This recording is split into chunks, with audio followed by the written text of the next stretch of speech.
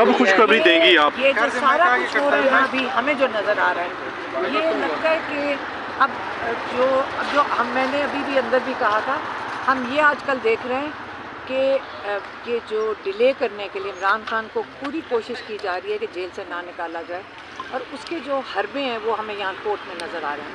और ये जो आमिर फारूक कि अगर हम कुछ बोलेंगे शायद हमें भी जेल में डाल दें, लेकिन एक इंसानियत होती है। जितनी मेहनत आज आमिर फारूक साहब ने, चीफ जस्टिस ने की है बताने के लिए कि ये यहाँ पे केस बाहर निकाल दें इसको, मैम और मैं क्या कह सकती हूँ। मरियम नवाज़ लाहौर में, सिर्फ लाहौर में गिरफ्तारियां हो रही हैं, बाकी पूरे मुल्क में पुरअमन एहतजाज हो रहे हैं, क्या वजह है? मरियम नवाज़ को क्या परेशानी है आपसे? लाहौर में भी पुरअमन एहतजाज था। उन्होंने घसीट के उनको लेके गए कि उनका ख्याल है लाहौर में लोगों को डरा के रखना है, क्योंकि इनका जो किला था, जो ये लोगों को बता रहे थे किला है, वो इनका ख्याल है कि अगर ये लोगों को बाहर नहीं निकले देंगे तो लोग समझेंगे कि ये लाहौर से जीते थे। लेकिन फॉर्म 45 तो हमारे इंडिपेंडेंट कैंडिडेट जो थे, जो पीटीआई के, तो उनके पास है। इनके पास तो फॉर्म 45 नहीं है।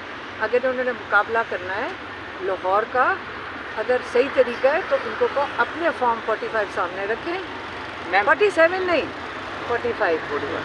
मैम नमल वाले मामले में आपने कहा था एहतजाज करेंगे, तो कब तक एहतजाज का? नहीं, अभी हम जब कंस्ट्रक्शन शुरू होएंगे और फिर अगर चीफ मिनिस्टर ने वहाँ पे बच्चों के हॉस्टल की कंस्ट्रक्शन रोकने की कोशिश करवाई, तो फिर हम चीफ मिनिस्टर के घर के सामने जाके एहतजाज करेंगे इंशाल्लाह।